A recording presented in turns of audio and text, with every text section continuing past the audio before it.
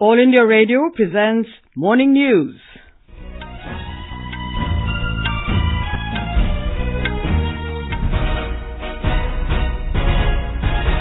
Good morning, I'm Gunmala Kapoor.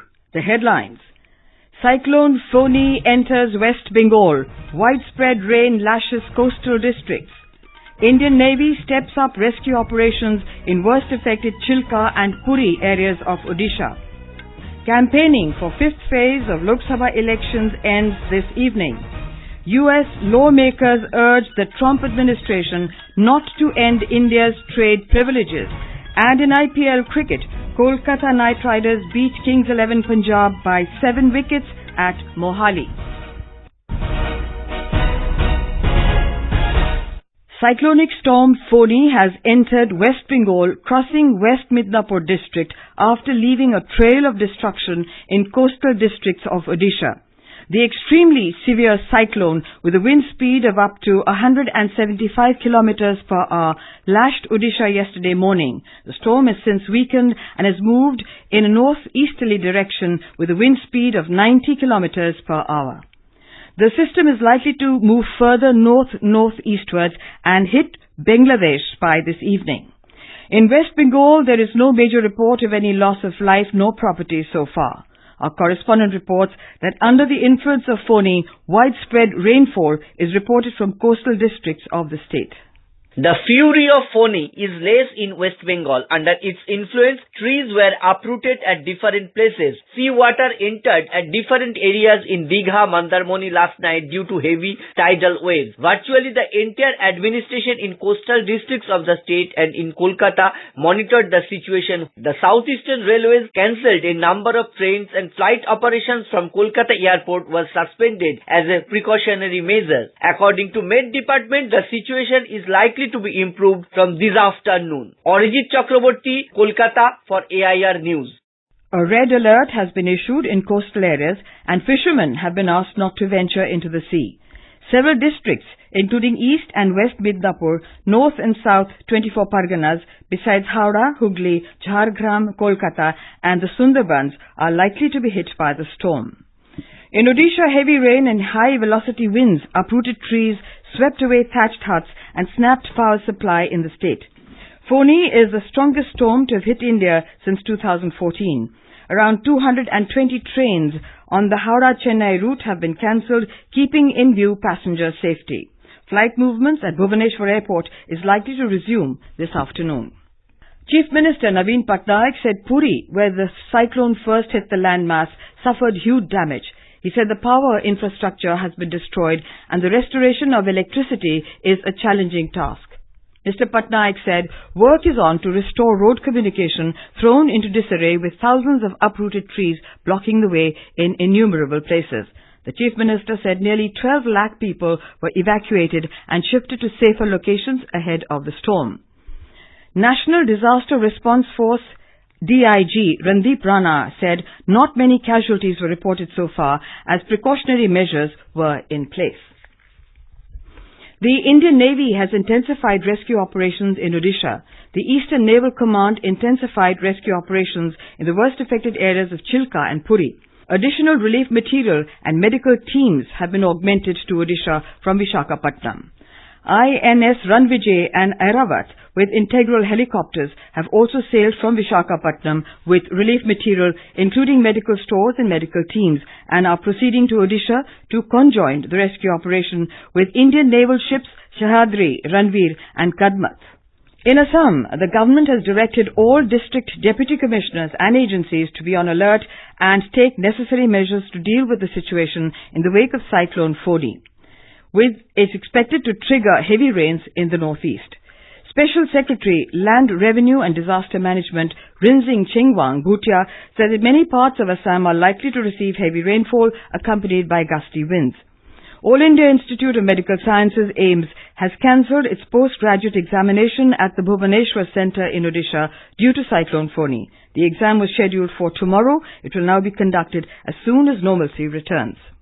Cyclone Fani is also likely to affect the weather pattern in some parts of Nepal today. According to the Met Forecasting Division, though Fani is not expected to make its way to Nepal, but light to moderate rainfall coupled with lightning and windstorms will occur in some parts of eastern and central regions of the country. The high Himalayan region is also likely to see moderate to heavy snowfall. Campaigning for the fifth phase of Lok Sabha elections will end this evening. 51 constituencies spread over 7 states will go to the polls in this phase on Monday. Voting will take place for 15 seats in Uttar Pradesh, 12 in Rajasthan, 7 each in Madhya Pradesh and West Bengal, 5 in Bihar, 4 in Jharkhand and 1 in Jammu and Kashmir. Star campaigners of various political parties are leaving no stone unturned to win voters. Our correspondent says top leaders of various political parties will hold rallies across the state in Uttar Pradesh.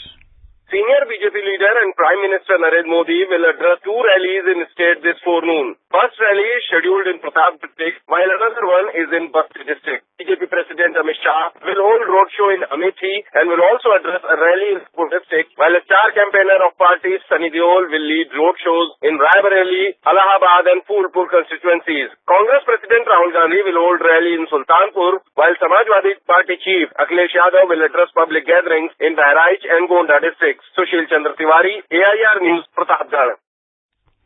In Bihar, around 88 lakh electorate will decide the political fate of 82 candidates, including 6 women contestants in this phase. Our Patna correspondent spoke to first-time voters who are enthusiastic about their exercise of right of franchise. मेरा नाम नवेंदु कुमार है। मैं बोखरा सीतामढ़ी का रहने वाला हूँ। मैं पहली बार अपना मतदान करने के लिए दिल्ली से घर आया हूँ। मेरे अनुसार जनप्रतिनिधि शिक्षित हो और वो युवाओं की सोच के अनुकूल हो। मेरा नाम लाल बाबू है। मैं वैशाली जिले के बिठौली गांव का निवासी हूँ। लोकतंत्र की इस पावन धरती पर पहली बार मुझे अपना जनप्रतिनिधि चुनने के लिए वोट देने का अधिकार मिला है। हम ऐसा जनप्रतिनिधि चुनना चाहते हैं जो हमारी समस्याओं को सुने। हमारा नाम हनुमान प्रसाद राउत है। मधुबनी लोकसभा क्षेत्र के मतदाता है। पिछले चुनाव में जिस उम्मीद और आशा के साथ मतदान किए थे, उसका हम लोग समीक्षा करेंगे और उसी आधार पर अपना मतदान करेंगे। Prime Minister Narendra Modi will hold an election rally at Valmiki Nagar in the West Champaran constituency. RJD leader Tejasvi Prasad Yadav will hold election rallies at Sitamarhi, Muzaffarpur, Vaishali and Saran. The Rashtra Lok Samta Party Chief Upendra Kushwaha, Hindustan Awam Morcha Chief Jitan Ram Manji will also seek votes in favour of the Grand Alliance. 7 Lok Sabha constituencies will go to the polls in this phase in Madhya Pradesh. These are Tikamgarh, Damoh, Khajuraho, Satna, Rewa, Hoshangabad and Betur. Our correspondent has filed this report.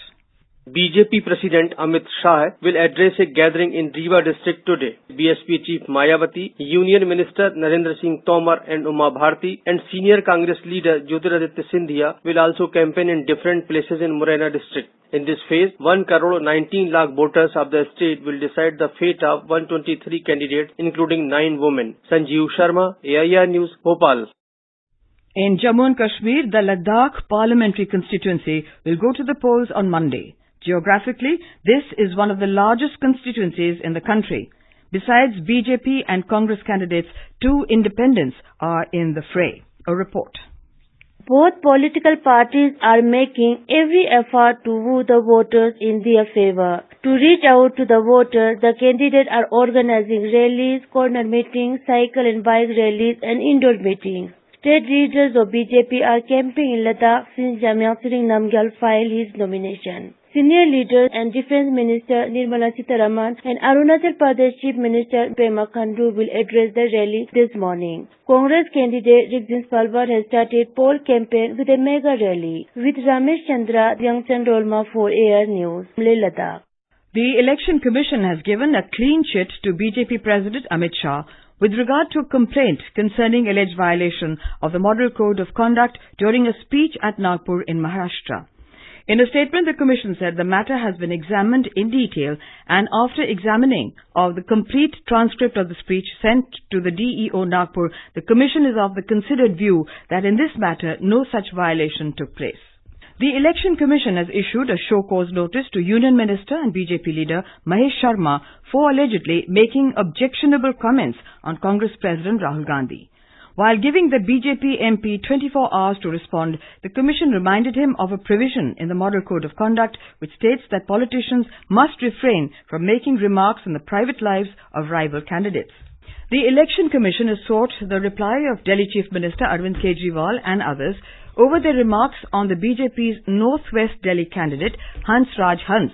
They'd accused Hansraj of converting to Islam in 2014 and claimed that he cannot contest the election as the seat is reserved for a scheduled caste candidate. Mr. Kejriwal, along with party leaders Rajendra Pal Gautam and Gugan Singh, have to send their replies by this evening. U.S. lawmakers have urged the Trump administration not to end India's trade privileges. 24 U.S. members of Congress sent a letter yesterday to U.S. Trade Representative Robert Lighthizer urging him not to end a vital trade concession for India a day before the Trump administration is likely to announce a decision on the matter. The lawmaker said that ending the Generalized System of Preferences, GSP, which allows preferential duty-free imports of up to $5.6 billion from the Southeast Asian nation, would impose hundreds of millions of dollars annually in tax on American companies.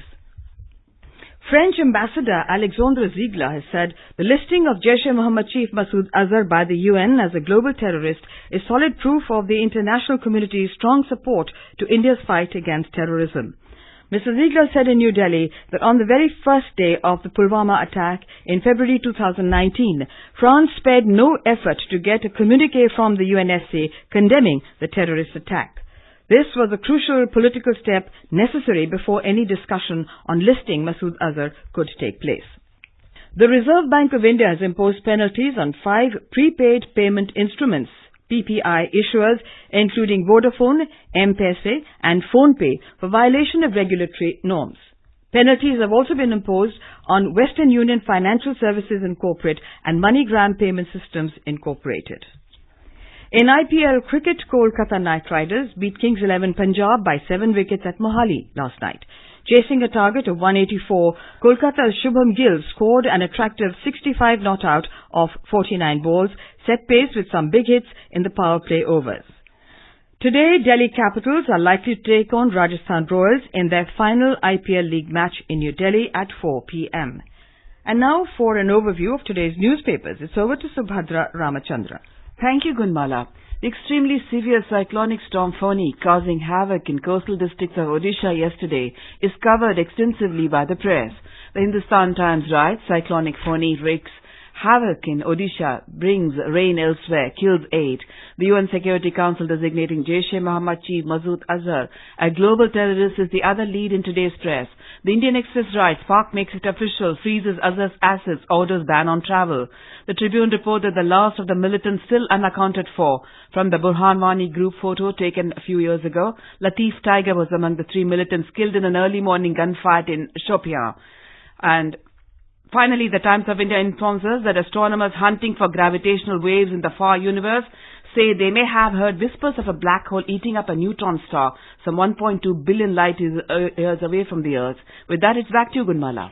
Thank you, Subhadra. And now before we end the bulletin, the headlines once again. Cyclone Fani enters West Bengal, widespread rain lashes coastal districts. Indian Navy steps up rescue operations in worst affected Chilka and Puri areas of Odisha.